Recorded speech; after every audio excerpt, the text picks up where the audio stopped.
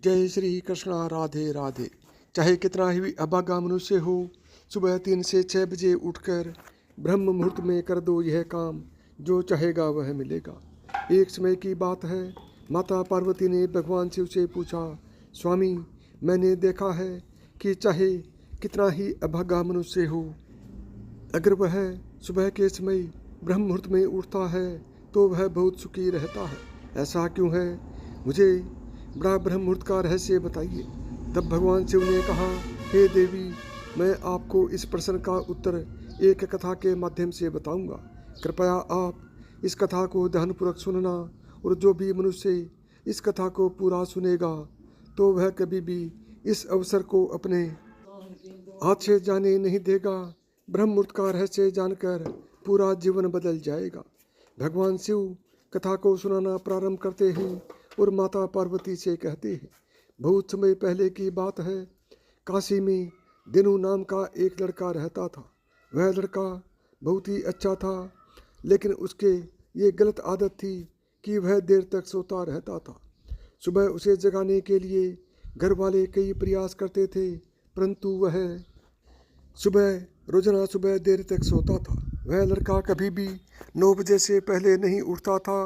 जब बालक था तब परिवार वालों ने सोचा कि जब यह बड़ा हो जाएगा तो इसकी आदत में सुधार हो जाएगा, परंतु वह लड़का जैसे जैसे बड़ा होता गया उसकी आदत और भी ज़्यादा गंदी होती चली गई। दुनिया इधर से उधर हो सकती थी, लेकिन वह लड़का कभी भी जल्दी नहीं उठ पाता था। उसके पिता उसकी इस आदत से बहुत परेशान रहने लगे थे। उस लड़के को ढेरों नकारात्मक शक्तियों ने घेर लिया था। वह सभी को पलटकर जवाब देता था और दिन भर उदास रहता था। उसका असर उसके स्वास्थ्य पर भी पड़ रहा था। जब उस लड़के को यह पता लगा कि उसके सारे मित्र सफलता को प्राप्त कर चुके हैं, तब वह और भी ज़्यादा चिंतित हो गया और ईश्वर को कोसने लगा। मैं बार बार यही कहता था कि मेरी किस्मत ही खराब है, परंतु उसके पिता अच्छी तरह से जानते थे कि उस लड़के के असफल होने के पीछे क्या कारण है।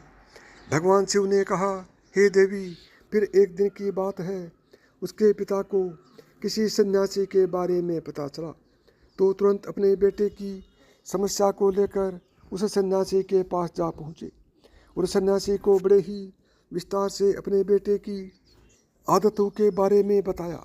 सन्यासी ने कहा कि कल आप अपने बेटे को इस आश्रम में आने को कहना। फिर उस लड़के का पिता अपने घर की ओर चला गया।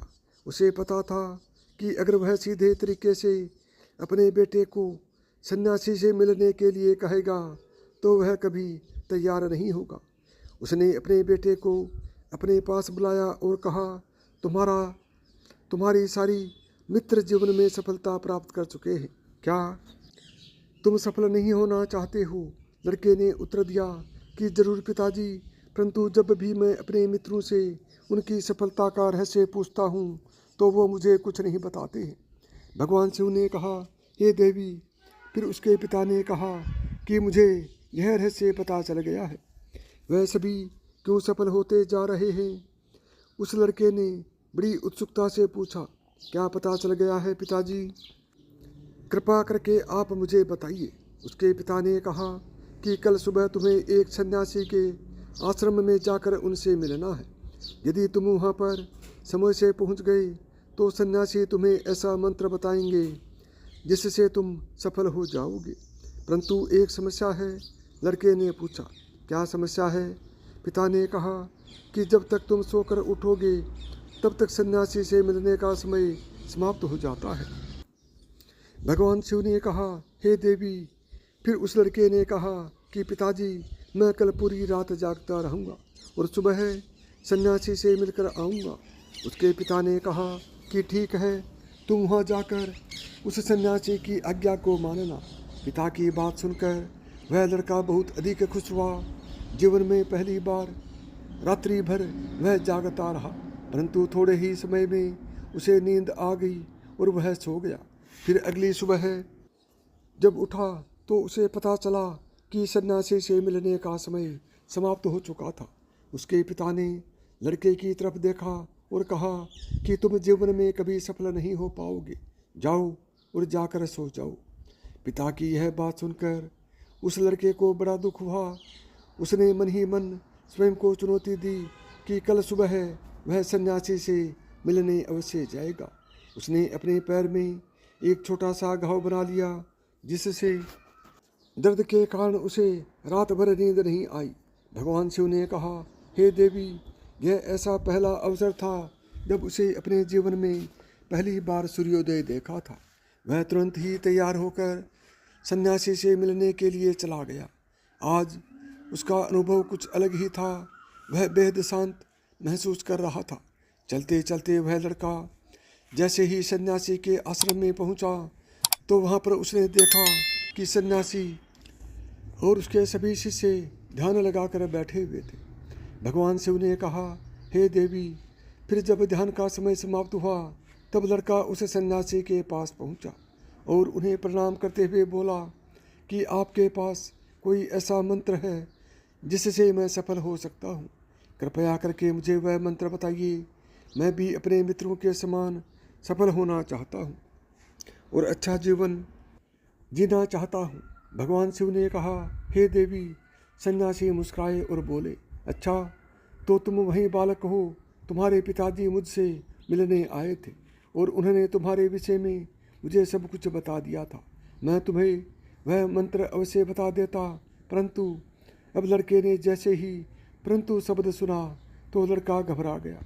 उसने पूछा, परंतु क्या गुरुदेव? तब सन्यासी बोला, मैं तुम्हें वह मंत्र बताऊंगा, परंतु अगले 21 दिनों तक तुम्हें मेरी आज्ञा माननी होगी। मैं तुम्हें वह मंत्र 21 दिनों के बाद बताऊंगा। तब तक मैं तुमसे जो भी कार्य कहूँगा तो तुम्हें वह करना होगा। यदि तुम असफल हुए या कार्य के बीच से तुम्हारा संकल्प टूट गया तो उस मंत्र का असर नहीं होगा। निश्चय के साथ उस लड़के ने कहा कि मुझे आपकी सारी आज्ञा स्वीकार है। मैं अगले 21 दिनों के लिए आपका दास हूँ। आप जो भी कहेंगे मैं वही कार्य करूँगा। मुझे केवल और केवल उस मंत्र के बारे में जानना है। भगवान शिव ने कहा, हे देवी। फिर सन्यासी ने उस लड़के से कहा कि ठीक है, कल से तुम्हारा कार्य शुरू होगा। तुम इसी आश्रम में निवास करोगे। वह लड़का आश्रम में निवास करने के लिए तैयार हो गया।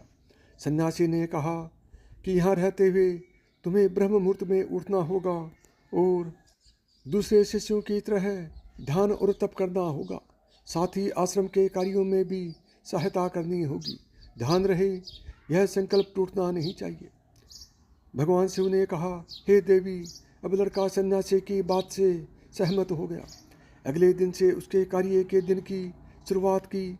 इस बार उसने दृढ़ निश्चय किया, परंतु 1 सप्ताह बीतने के पश्चात ही उसका संकल्प टूट गया और वह 8वें दिन देर तक सोता रहा। जब नींद से जागा तो उसने कहा कि मुझसे कितनी बड़ी भूल हो गई है। वह रोते हुए सन्यासी के पास पहुंचा और कहने लगा कि हे गुरुदेव, मेरा संकल्प टूट गया और मैं जीवन में कभी सफल नहीं हो पाऊंगा। सन्यासी ने उसे समझाते हुए कहा कि एक बार फिर से शुरुआत करो, फिर से संकल्प करो। फिर लड़के ने सन्यासी से पूछा कि सुबह उठना इतना अवश्य क्यों होता है और यहाँ पर सभी लोग इतने जल्दी क्यों उठ जाते हैं। भगवान शिव ने कहा, हे देवी। तब सन्यासी ने लड़के को समझाते हुए कहा कि सुबह यानी ब्रह्म मुहूर्त में उठने के पीछे बहुत बड़ा विज्ञान छिपा हुआ है। लड़के ने कहा कि कृपया मुझे यह विज्ञान बताने की कृपा करें।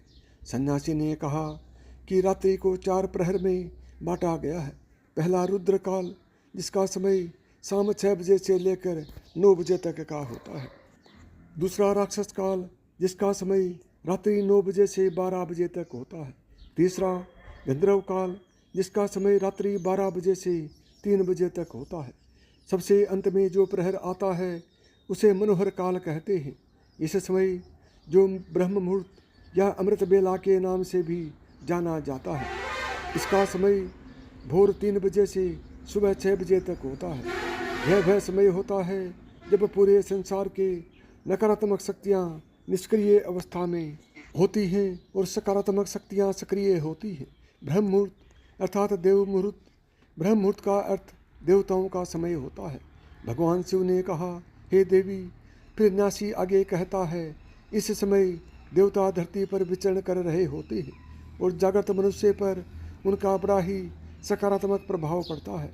ब्रह्म मुहूर्त ऐसा समय होता है जिसमें मनुष्य का मस्तिष्क बिल्कुल खाली होता है, जिसमें किसी प्रकार की कोई विचार नहीं होती है। और जब इस समय व्यक्ति अपनी पुस्तक खोलकर पाठ का अध्ययन करते हैं तो उन्हें सब कुछ जल्दी जल्दी याद भी होता है और यह लंबे समय तक याद रहता है।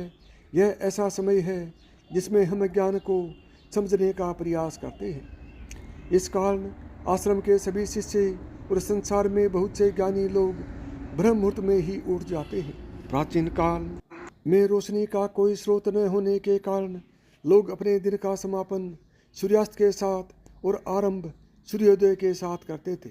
यह एक तरीका है जिससे मानव जीवन प्रकृति के साथ तालमेल बनाकर चलता है। भगवान शिव ने कहा, हे देवी।